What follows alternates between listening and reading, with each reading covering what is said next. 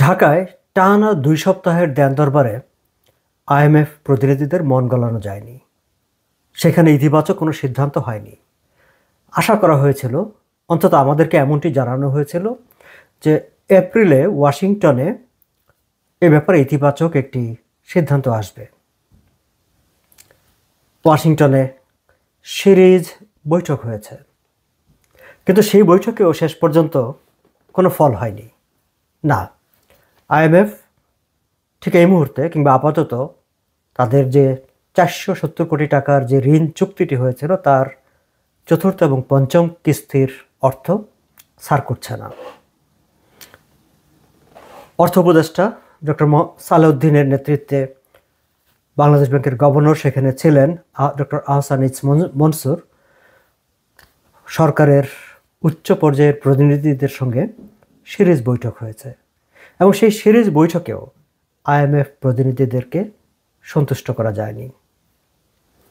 IMF পক্ষ থেকে তাদের এশিয়া এবং প্যাসিফিক ডিপার্টমেন্টের পরিচালক কৃষ্ণ শ্রীভাসন প্রেস ব্রিফিংয়ে স্পষ্ট করে বলে দিয়েছেন, বাংলাদেশের সঙ্গে যে আলোচনা হয়েছে সেই আলোচনায় তারা কোনো ঐক্যমতে পৌঁছতে পারেননি এবং কখন ঐক্যমতে পৌঁছতে পারবেন সে ব্যাপারে তিনি সুনির্দিষ্ট কোনো সময়সীমা দিতে অপারগতা প্রকাশ করেন। অর্থাৎ বাংলাদেশ আইএমএফের ঋণের যে ২টি কিস্তির অর্থ ছাড় করানোর চেষ্টা করছিল সেটি অধরা তো রয়ে গেল, কখন সেটি হাতের মুঠে আসবে সে ব্যাপারেও কোনো নিশ্চয়তা নেই। দর্শক, আপনাদের জানা থাকবার কথা যে এপ্রিলেই আইএমএফের একটি প্রতিনিধি দল বাংলাদেশ সফরে গিয়েছিল, যে আইএমএফের সঙ্গে বাংলাদেশের যে একটি ঋণ চুক্তি হয়েছিল সেই চুক্তিটি হয়েছিল ২০২৩ সালের জানুয়ারি মাসে, ৩০শে জানুয়ারি। তখন শেখ হাসিনার নেতৃত্বে আওয়ামী লীগ ক্ষমতায়। সেই সময় যখন আইএমএফের সঙ্গে ঋণটি নিয়ে কথাবার্তা হয় তখনও অনেক আলাপ আলোচনা হয়েছিল। নানা জায়গা থেকে বলা হয়েছিল যে বাংলাদেশ এই ঋণ কিছুতেই পাবে না, সরকারের যে অবস্থা বা দেশের অর্থনৈতিক অবস্থা তো একেবারে ফাঁকা হয়ে গেছে, কাজে আইএমএফ আওয়ামী লীগকে অন্তত কোনো ঋণ দেবে না। কিন্তু আশ্চর্যজনক হচ্ছে যে তারা সব কিছু সরেজমিনে পর্যালোচনা করে সেই সময়কার অর্থনৈতিক ব্যবস্থাপনায় তারা সন্তুষ্ট হয়ে সেই ঋণ চুক্তিটি করেছিল সেই সময়কার সরকারের সঙ্গে। শুধু যে ঋণ চুক্তিটি করেছিল তাই নয়, ফেব্রুয়ারিতে ডিসেম্বরে যথাক্রমে প্রথম ও দ্বিতীয় কিস্তির, সেটি ২০২৩ সালের কথা বলছি, প্রথম এবং দ্বিতীয় কিস্তির অর্থ তারা ছাড় করে দিয়েছিল।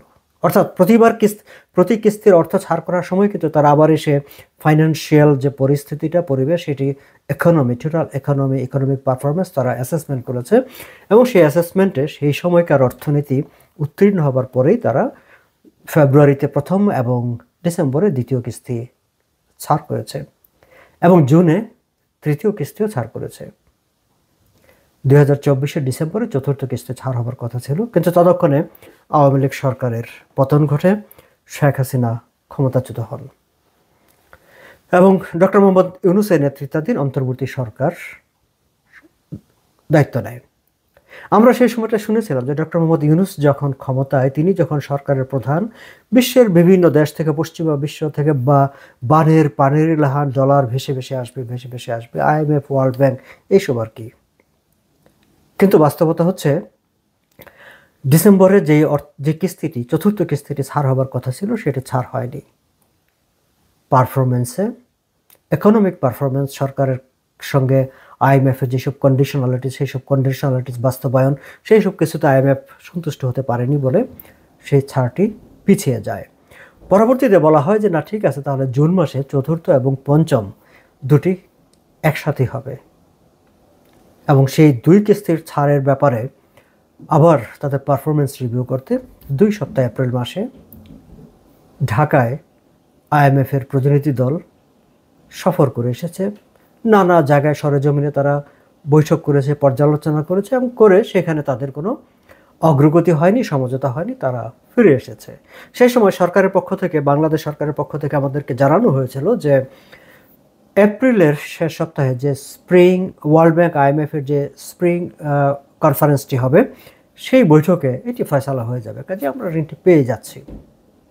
আমরাও আশায় বুক বেঁধেছিলাম, হ্যাঁ, এই তো 21 এপ্রিল থেকে তো সেই স্প্রিং কনফারেন্স।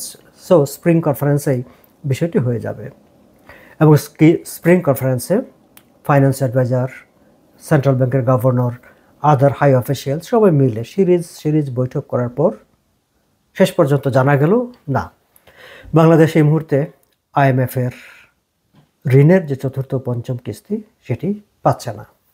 কেন পাচ্ছে না? যদিও বাংলাদেশ ব্যাংকের governor doctor Ahsan H Mansur বলেছেন যে ওয়েল, আইএমএফ এই সময় দিল না, তাতে কি আসে যায়, আমাদেরকে আইএমএফ লাগবে, আইএমএফের এই ঋণ না পেলেও আমাদের চলবে, আমরা তো আর শ্রীলঙ্কা বা পাকিস্তান হয়ে যাইনি যে আমাদের মানে তাদের এই ঋণ নিতে হবে। দর্শক, এই সময় কিন্তু আমাদের গভর্নর আহসান এইচ মনসুর যখন বলছেন যে আমরা তো শ্রীলঙ্কা হয়ে যাইনি, তিনি অবশ্য আওয়ামী লীগ যখন ক্ষমতায় শেখ হাসিনার অর্থনীতিকে তিনি বারবার বলছিলেন যে এটি মানে শ্রীলঙ্কার মতো মানে একটা ভঙ্গুর হয়ে গেছে, কাজেই খুবই খারাপ অবস্থা হয়ে গেছে। তারপরেও তিনি অনেক সময় সেই সময়কার অর্থনীতি নিয়ে অনেক সমালোচনা করেছেন তিনি এবং প্রধান উপদেষ্টা ডক্টর মোহাম্মদ ইউনূস।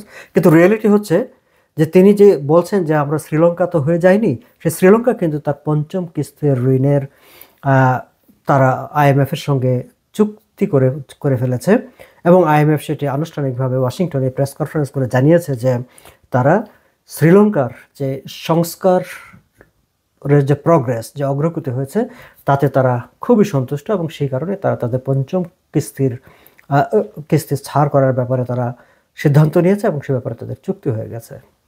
এখন হ্যাঁ, সেইটিকে আমরা যদি সেই উদাহরণটিকে সামনে নিয়ে আসি দর্শক, তাহলে গভর্নর সাহেব ঠিকই বলেছেন যে বাংলাদেশ তো আসলে শ্রীলঙ্কা না, কারণ শ্রীলঙ্কা আইএমএফের ঋণের পঞ্চম কিস্তির অর্থ ছাড় করাতে পেরেছে উইথ দ্য প্রগ্রেস।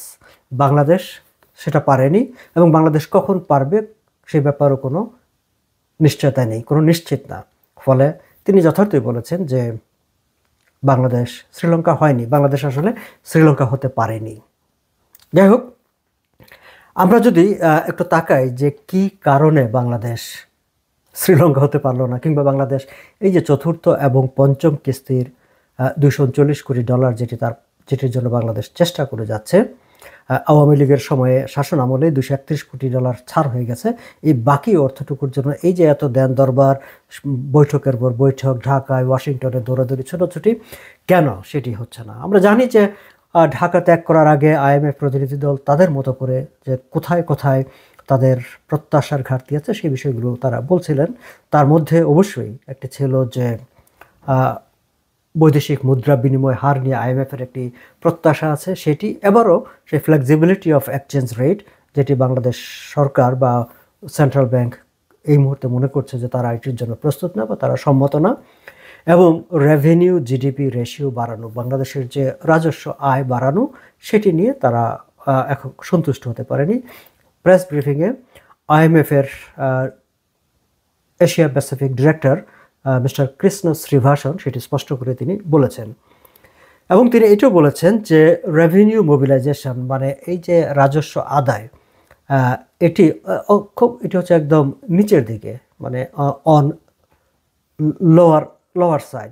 সো এটিকে আরও বাড়াতে হবে এবং একই সঙ্গে তারা বলছেন যে উন্নয়নকে অগ্রাধিকার, development priorities and investment funding, এটিকে অর্থাৎ উন্নয়নমূলক কর্মকাণ্ডে গভর্নমেন্টের ফান্ডিং বাড়াতে হবে, এটি তারা বলছেন। দর্শক, আমরা জানি যে সরকার তার এই যে মানে বার্ষিক যে উন্নয়ন প্রকল্প, যে প্রজেক্টগুলো নেওয়া হয়েছিল সেগুলো তারা বাস্তবায়ন করতে পারেনি।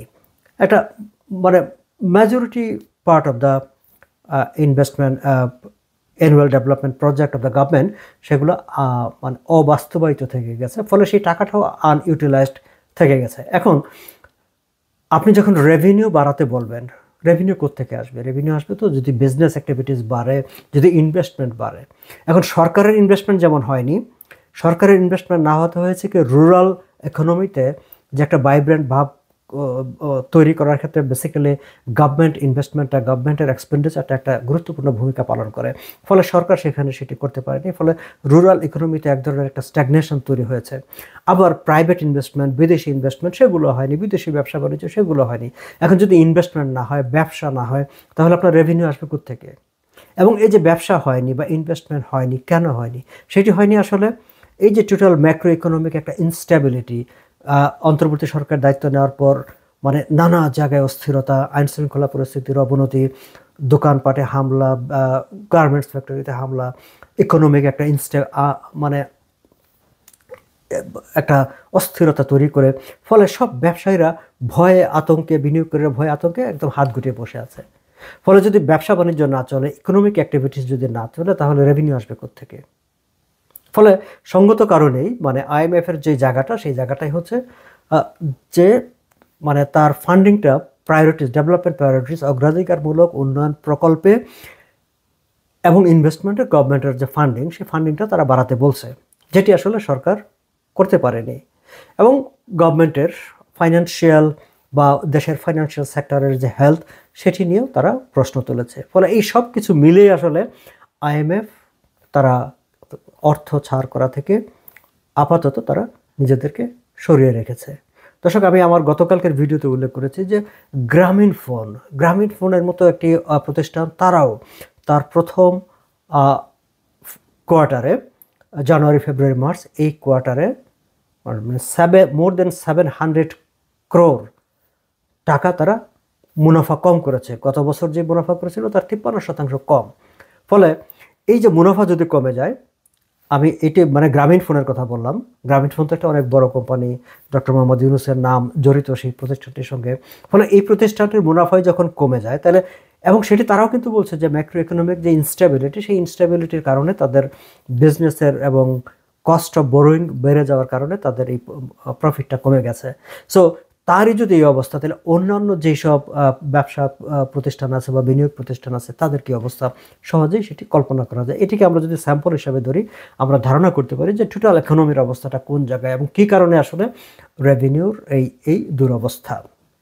সো যদিও আমাদের গভর্নর মহোদয় ডক্টর আহসান এইচ মনসুর বলছেন যে আমাদের এখন তো আর এইসবের দরকার নাই, আমাদের না হলেও চলবে, আইএমএফের ঋণ না হলেও চলবে। বাট আইএমএফের ঋণ না হলেও চলবে যদিও তিনি বলছেন, কিন্তু কখন বলছেন? যখন তিনি টাকাটা পাচ্ছেন না। ওই যে আঙ্গুর ফল টপ, সেরকম। কিন্তু তার আগে কিন্তু ঢাকা থেকে ওয়াশিংটন পর্যন্ত ছুটে এসেছেন, সিরিজ বৈঠক করেছেন, যাতে তাদেরকে রাজি করানো যায় এই অর্থটা ছাড় করানোর ব্যাপারে।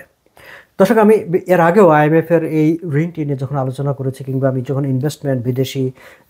বিদেশিদের এনগেজমেন্ট নিয়ে কথা বলি, আমি প্রায়শই একটা কথা বলি যে যতক্ষণ পর্যন্ত না একটা রাজনৈতিক স্থিতিশীলতা তৈরি হবে দেশে, ততক্ষণ পর্যন্ত আমাদের ডেভেলপমেন্ট পার্টনার বলি, বিদেশি বিনিয়োগকারী বলে, ব্যবসায়ী বলে, কেউ আসলে স্বচ্ছন্দ বোধ করবে না বাংলাদেশে ইনভেস্টমেন্ট করার ব্যাপারে, বাংলাদেশের সঙ্গে এনগেজমেন্ট করার ব্যাপারে, বাংলাদেশে সহযোগিতা করার ব্যাপারে।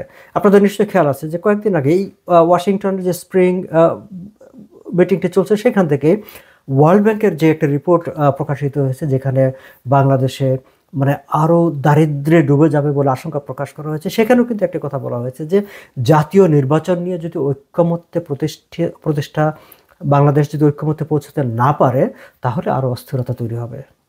যে কথাটা আমি সবসময় বলি, যে আসলে মূল জায়গাটি হচ্ছে একটি গ্রহণযোগ্য, একটি ইনক্লুসিভ নির্বাচন। বাংলাদেশের ইকোনমিতে বাইরের তারা সহযোগিতা করবে কিনা, বাংলাদেশের ইকোনমি সামনে এগোবে কিনা, সব কিছুই কিন্তু আসলে নির্ভর করছে যে একটি নির্বাচন কখন হবে।